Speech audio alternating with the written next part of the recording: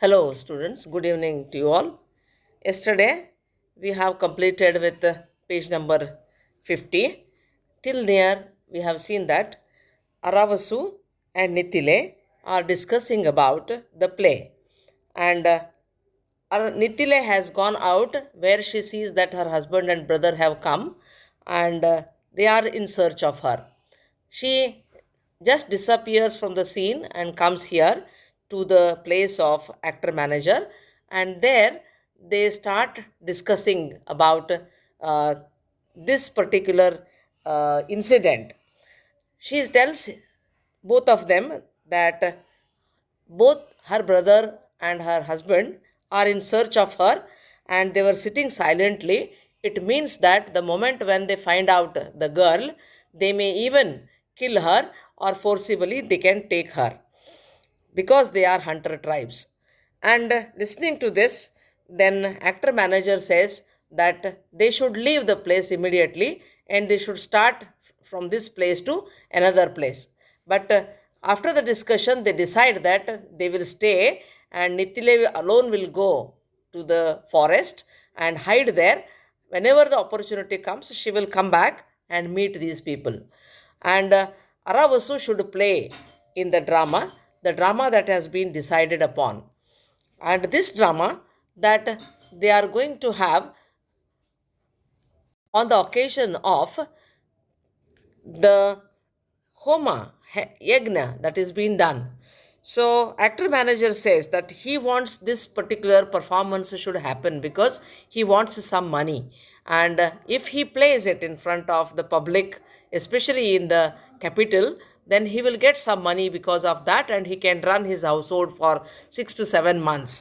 And he has also decided what play is to be played, what is the drama that they are going to stage. The name of the drama is The Triumph of Lord Indra. Triumph means victory, the victory of Lord Indra. What is victory of Lord Indra? That here it is a story again taken from the Mahabharata, and here Lord Indra and the demon Vritra, who was also a brother of Indra, and how these two people have been in enmity, fight with each other, and how Indra destroys Vritra only by cheating.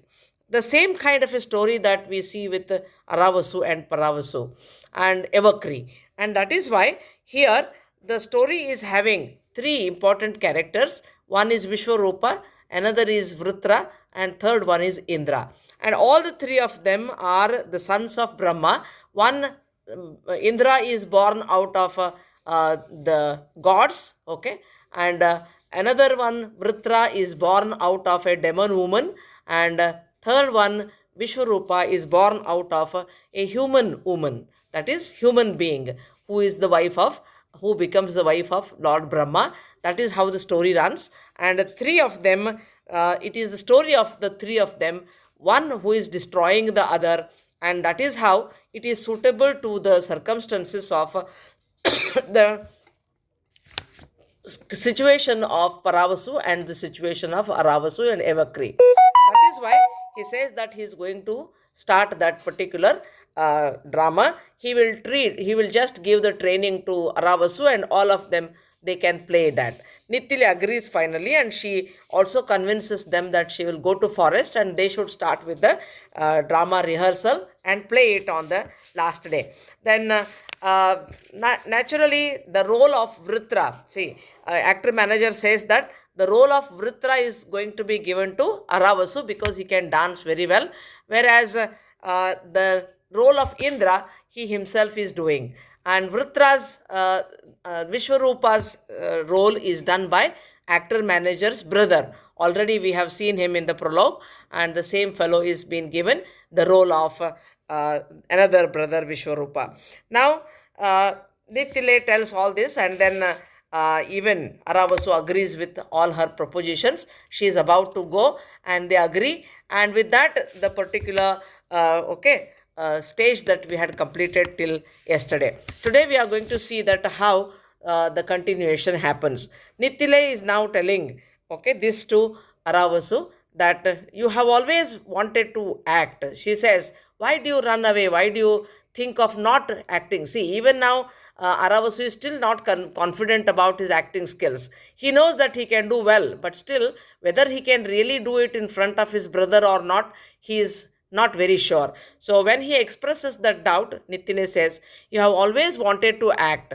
As long as I can remember. What will you do otherwise? Brood over Paravasu? Whip yourself into a frenzy of anxiety over me?" She says that. What is the option left to you? Are you deciding to go away? Are you deciding to not to meet your brother and tell him what actually that he has done the wrong to you? This you should bring it to the people. That is what she says. Okay, simply see, now Paravasu has actually cheated you up. Because he has cheated you up, are you leaving him and going away? No, that you should not do. And another thing is that whip yourself into a frenzy of anxiety over me. The second thing is simply your anxiety, your fear, you are going to show only to me and keep quiet, and just go on worrying about it. No, that does not happen. You are having anxiety, you are having, okay, the problem, the tension, even the hurt, that which you have to completely remove from your mind. This can be done only when you face your brother, she says. Then Aravasu, I'm afraid, he says. What is there to fear? Nitile says. That Aravasu, it's the nightmare I told you about. I am dying of thirst, but there is no water. Then I peer into a huge well. There is water there, but it has my reflection in it. I stare at it, and the reflection snarls. Why are you starting? Wretch, why are you staring, wretch? Go away. So I say, you exist because I exist. I stare. You couldn't be there if I went away. It says, you think so? Do you? You swollen headed doll of flesh. I will show you. And the reflection leaps out of the water, gouges my eyes out, chews up my face in its jaws. I scream, but I have no face. It keeps on returning, that nightmare, so that now I am not at all sure it's me standing here and not my reflection. I all ready to attack. See, now Aravasu explains his dream. The dream, nightmare is a dream that recurs again and again, that comes back. Similar type of dream again and again coming back is called as nightmare. So now he says, I am telling you of a nightmare. This nightmare already in the previous act, second act, we have already heard from him. Okay, he had been telling, especially in the first act also, he mentions it to Nitile and even to his own self that he gets a nightmare again and again. And now this nightmare is what he is explaining. So the nightmare, in his dream, what he sees that he is very thirsty. He wanted to drink some water. He doesn't get any water. And finally, when he is going, he finds there is a well, and he peeps into the well.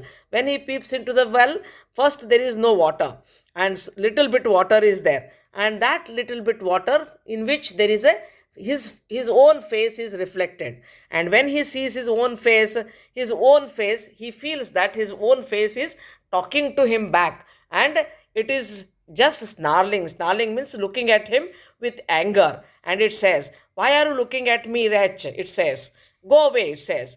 So he is returning the answer. He is telling that reflection that because you that reflection is there, he is looking at it. Otherwise, he wouldn't have said. Then the reflection says, okay, you go away. You are a foolish fellow, it says. But then the reflection suddenly, he feels that the reflection suddenly is becoming alive. And then see, reflection in the mirror, reflection in the water is not a living being, isn't it? It's only a shadow. That is what we see. But now here it takes the life and it comes out like a human being. And then it starts, say, attacking on his eyes, attacking on his face, and then it actually starts scratching him. And finally, he feels all pain, and then he starts shouting. This is what is the dream that he gets again and again. So he says, I don't know that this is a dream that tells me that there is going to be an attack upon me, and the fear of attack is not making me to go in front of Paravasu. Nitile says, how long are you going to turn your face away from it then? Face it. Face your brother as you wanted to. So Nitile says, see, this fear that you are facing and a reflection that you are going to see in the water is nothing else but your fear of Aravasu. You are afraid to face Aravasu. I'm sorry, you are afraid to face Paravasu because your brother is somewhat, okay, has cheated you, but you don't want to betray him. He has betrayed you. He has cheated you, but you don't want to bring him out in the public. But that fear is making you worry like this. Nitile says, how long you are going to do this? One or the other day you have to face the brother. Unless and until you face the brother, your dream will not go away. Then he looks at her in surprise. Not in hate, Aravasu. In the play, show him how good you are. I'm sure the play will wash off the fear, the anger. See, the particular violence that you see in the dream is also an example that you want to take revenge on your brother. Just like how he has cheated you up, how he has deceived you, how he has hurt you. You want to take revenge upon him, but you are not able to take it. So the reflection is the other part of the fear, that where it wants to take revenge, but your one self does not allow that, and because of this there is a tussle between your two selves in your own body. Every human being usually will be having two kinds of souls. One is, see, there will be a conscience tussle. Conscience is your inner voice. The inner voice will be having a tussle. That is one part of it. It will give you always what is right, what is wrong, whether you are doing something good, something bad, and whether your move is correct or incorrect. And always it will be putting sanctions. It will be always controlling, okay, the human being. The one who listens to the consciousness always will have some kind of a tussle in his own personality or in his own mind. Two voices will be telling. One voice will be telling one thing, another voice will be telling another thing. Those two selves are reflected here in the form of the nightmare. In the nightmare, the reflection in the mirror or reflection in the water of Aravasu is nothing but it is the violent part which wants to take the revenge on his brother. And the other part is his own consciousness. The one who is peeping inside, the real person, is his real consciousness. This real consciousness says that one should forget whatever the unhappy thing that has happened, or even if his brother has cheated him up, he should not take any revenge upon it. He should give the forgiveness. So in the beginning, when we were discussing in the prologue, I told you that this is a story of sin and expiation. So the expiation is done by the one who is, the expiation is one who is which is done by, say, Aravasu. Paravasu has done the sin, but the expiation, the purification is done by Aravasu. But Paravasu, whatever sin has been done, now it is not being forgotten by Aravasu. And he is not able to come out of it so suddenly, because it was a very shocking thing for him, because his brother cheated him up. He had not expected him. And we see that in the second act, when he is explaining that, say, Paravasu is not only just a brother to him, but also he was like he was like a father. He was like his own friend, and he was like a teacher. All the roles that he had played, and he has brought him up with certain kinds of values which Paravasu thinks are correct and good. And in the same kind of a same path that where Aravasu is going on, but the one who has taught you the values, if he himself is breaking them, then naturally the hurt and the unhappiness, or even the kind of a shock which a person undergoes, is not bearable. The same thing has happened to Aravasu. So Aravasu is now suffering from this kind of a dual problem. He knows that, see, his own brother has cheated him up. He wanted to take revenge on one side, but he can't take the revenge on the other hand, because he knows that taking revenge on his own brother is a wrong thing. And therefore he is suffering from this duality and this kind of a dilemma. Now when this is happening, Nitile has rightly find out that this is the tussle of two minds, or two kinds of consciousnesses existing in a person. So she tells him that if you put your anger inside you, go on continuing like this, then you will not have peace. Better you try to take the revenge upon him, or you face him, confront him. That is, go and just put out all your hurt and anger upon him. That is a way of taking revenge. How are you going to do that?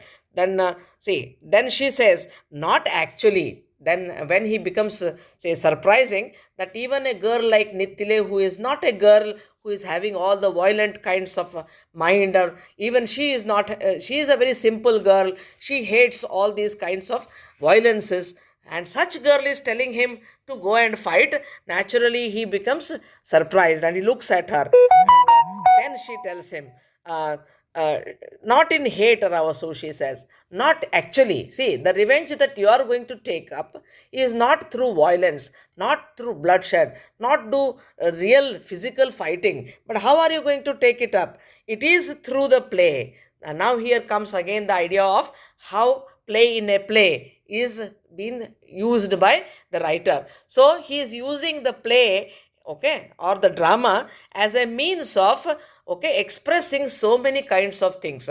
One is to express the feelings, suppressed feelings of fear, anger, anxiety, frustration, disappointment, hatred, all these kinds of things. When they are put upon, okay, the drama stage by the particular roles or a particular actor through his role, then it is coming out of his body and he is getting free from, because the feelings have been given expression, and that is how one can get rid of the emotions, and he will get free from the emotions. Once a person becomes free from emotions, the peace will be there in his mind, and this peacefulness is what the drama is achieving. The same thing, that Girish Karnad here takes the idea from Aristotle. You must have heard about Aristotle, a great Greek philosopher, who has also written about drama, okay, how the drama should be there. So all the Greek dramas that he has written, in which he tells about that feelings and emotions of a person, they should be brought out on the stage, and that will purify the mind. Suppose, for example, if a person is having, okay, the hatred in his mind about somebody, so he wanted to take revenge but he cannot, he is helpless, he is a weakling, or he is somebody who is not resorting to violence, okay, and his opponent may be very strong, he may be physically, mentally strong, but how, say, the feeling of hurt, how it will come out? It will come out when he sees some, say, drama or cinema. For example, if you go to a cinema, you see that the villain is, say, the villain is being beaten by the hero, and 10 villains, 10 people, gundas, being beaten by one hero. It is impossible act, but still on the stage we accept it, in the cinema we accept it, though it is imaginary, we accept it. When he beats them, it is as good as that we are beating our enemies. The feelings that we have had, they all have been given expression, they come out of our mind, it purifies our hurt, and that is how it heals our feelings, and that is how we become very good human beings. So here the drama theory that even Girish Karnad uses is also of the same thing, where he says drama is a performance which is giving, okay, way for expressions of different emotions, and that is how here Nitile is suggesting the same idea to Aravasu. She says, you go on the stage when you are acting upon the stage, and when you are, see, now you are going to become Vritra the demon, and as a demon's role, you are going to do the violence, and all the feeling of violence which you are penting up, you are suppressing in your mind, that will come up on the stage, and your mind will become purified. Moreover, it will also, the story will also send the message to your brother, okay, your brother Paravasu, who understands your feelings, and that is how your both purposes will be served. So do this, says Nitile. In the play, show him how good you are. I am sure the play will wash off the fear, the anger. Mark these lines, okay, very important lines, because again, through the words of Nitile, Karnad is now presenting the theory of drama. Now, Aravasu says, all right, Nitile, I'll better go. It's almost dawn. Already it's getting morning. Now, in the morning time, when it is the daylight, again my brother and my husband may search for you, for me, and then they may catch me, and the problem may come. So, before it is completely, okay, full daylight, I will go away. Nitile, you have to go. Yes, what it is? isn't there any way you could watch the play that day? It would give me so much courage. But then he says, Nitile, if you go away, and if you don't allow me to go, and then what will happen? I'll be caught, and then I may be killed also. That is one problem. But then listening to Nitile, then Aravasu says, no, no, that is not the case. I want you to be alive, but I'm doing this drama, I'm interested in it, I'm developing it since with you, and therefore I want you to watch it. Then only I feel very good about it. Then Nitya says, I wish I could, but it's too dangerous. Yes, yes, that is true. Even I want to watch you, but I cannot, she says.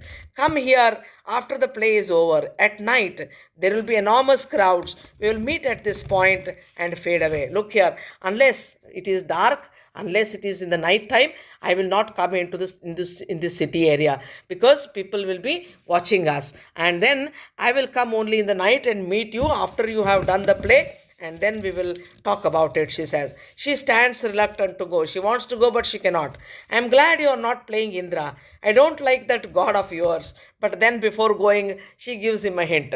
Now I am happy that you have taken the role of Rutra, the demon, not the role of Indra the god, because Indra the god is more vicious, Indra the god is more cunning than Vritra the demon, who is very simple hearted. That is what she says. So I am glad you are not playing Indra. I don't like that god of yours. Why? Nitya says, he is immortal. When someone doesn't die, can't die, what can he know about anything? He can't change himself. He can't create anything. See, this is once again the question of the life, and also the utility of the life that we are going to live. So Aravasu is, Nitile says, Lord Indra is a god. He is an immortal god who doesn't die.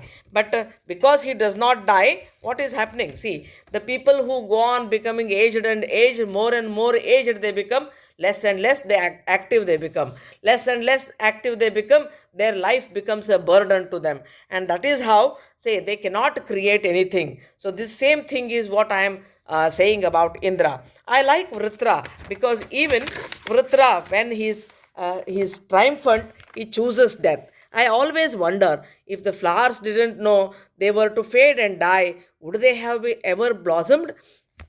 She gives another example that, see, as regarding Vritra is concerned, Vritra was a demon, but he had chosen death. He dies, and he dies, but then again he takes birth in another thing. So death is another kind of a life, or death is another way of renewing your life and making a fresh and new life is going to be opted for. So that is how it is a victory for a person, he says. And don't you think that in the nature, flowers are blossoming, they are taking birth, but even though their life is very short, but still they take birth and live and they die. If they were afraid to die, okay, then would they have actually been flowering themselves up or blossoming them? That is like human beings also, she says. She gets up. I must leave. Aravasu. Nitile, I wish you could hide here in the city somewhere. See, you have to go, I know. He says that, Nitile, you have to go, because they are searching for you. You have to go and hide yourself. This I know. But why don't you hide somewhere in the city only? Why do you go to the forest for that? Nitile says, no, it's better that even you don't know where I am. See, I cannot hide here, she says, because she knows the forest very well, inch by inch. But city, she doesn't know much. Therefore, she says, no, I will go there. And even you also should not know where I am actually been living. And that is always better to keep it a secret, she says. Aravasu, don't I? Concentrate on your rehearsals. Learn. I'm sure you'll be marvelous. I'm sure your dancing will bring the rains. Goodbye. Look here, your brother has been doing this yajna for 7 years, but still it is not going to be for a longer time. That is what she's telling. See, 7 long years they have been performing in this yajna, but with those mantras, with those hymns, with those offerings, oblations, that the rain may not come. This is what I feel, because what your brother is ultimately is a cheater. He is a person who is cruel. He is a person who is revengeful. For such persons' prayers will the god come? No, he will not come. But rather maybe when with an innocent person like you who has been the victim of all these misdeeds of your brothers, now if you really has been doing an act of forgiving, perhaps the rain may come. And that is why your performance, because your performance is also like a yajna. So again, the drama theory, what we see is being spoken here like actor manager. What actor manager says, drama is also like a yajna. So gods will get pleased because it is the knowledge given by gods, and when you offer their knowledge to them, they will become happy, and therefore your drama may bring the rains to the world. That is what she says. Now goodbye. Nitile, still he is not ready to leave her, but still she has to go. She smiles and disappears. He stares dumbly after her. The actor manager, who has been waiting at a distance, enters with the costumes and the mask of Vritra. So actor manager, who had gone to bring the costumes, now returns, and he is looking after Nitile and the place. See, from the road that she has disappeared, he is just looking at that road, and that time actor manager comes back with the mask. He tells Aravasu, here, this is the mask of Vritra the demon. See, this drama, see again, we see that Karnad is using the techniques of, say, Greek drama here.